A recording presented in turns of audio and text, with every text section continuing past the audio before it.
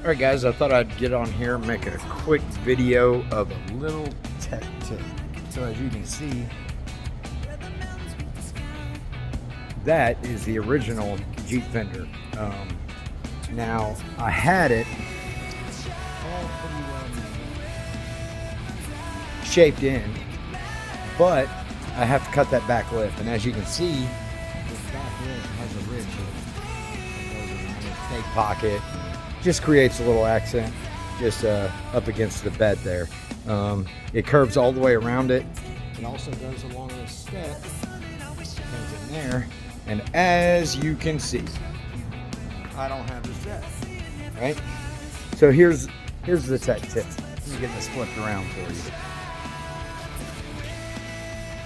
So what I commonly do is I will take multiple layers of tape.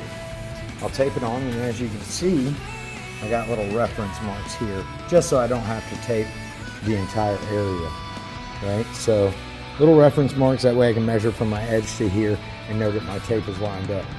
And as you can see, these little reference marks, here, here, here, here.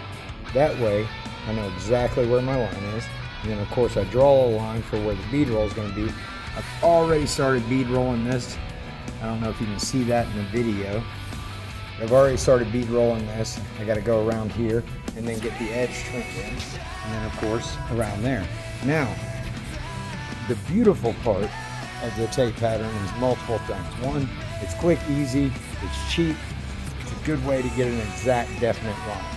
All right, and I'm going to show you another thing that I do with tape as far as patterns go. I've done it 1,000 times. But it's a way to use tape to give you a three-dimensional pattern. Check it out. All right, so as you can see on the Chevy Q, right, this is going to be a complicated section to try and pattern, right? So if you try to use poster board or anything like that, getting all of these lines exactly where they need to be would be ridiculously difficult. And then not to mention that, you got to figure in this contour, right? The contour this way, the contour this way, right? So we want to make a pattern that kind of mimics this.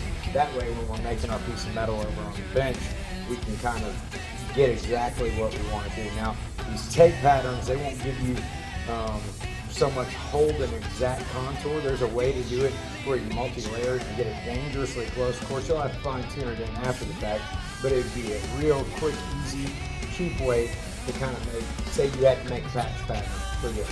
All right, here we go.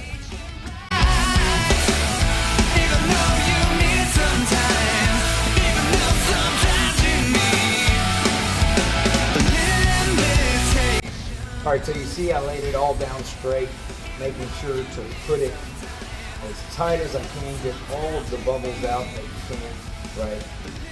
Nice straight lines, overlapping probably about, I don't know, a ½ inch, 3/8 of an inch in some spots. But that gives us a dead set where our body lines are at, where this is, and the contour. Now what you want to do past this, I normally use the cheapest tape humanly possible, especially for the first layer, because I don't want to stick in super good, because I want it to peel off pretty easy, which you'll see later on. Now what we're going to do is we're going to go through the process, and we're going to cross patch it with another piece of painter's tape. Check it out. All right, so we got our pieces cross-hatched, right? So now, after we cross-hatch these pieces, we're going to go back over straight with some duct tape, right? Give it a little bit more rigidity. And the more layers you do of this, the more it'll hold the shape.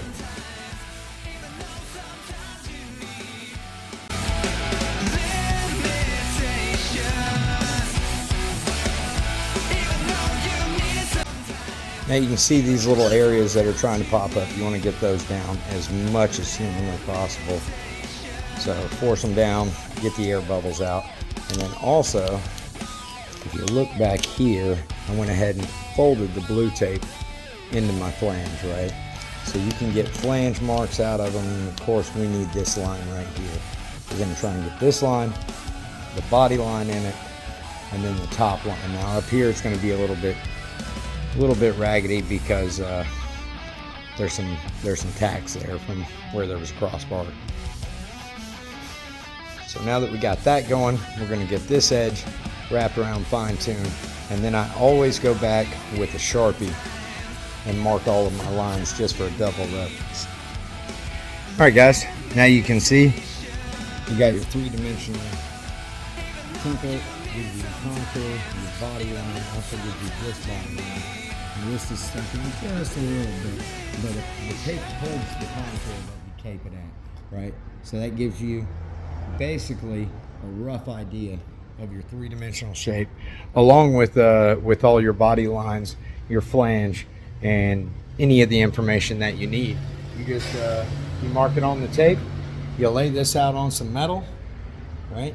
Get that body line, also your top edge, and then you can start shaping your panel basically to that. And that's tape templates, right?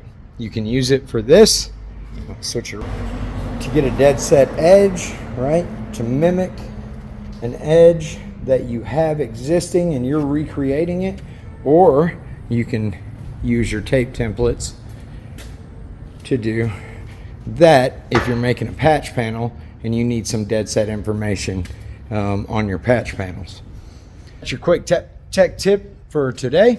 Hopefully you enjoyed that. Hopefully it helps you out in anything that you're making, recreating, any panels that you need patch panels done to. Lower quarters, it works on just about any section of a car. I appreciate you guys watching.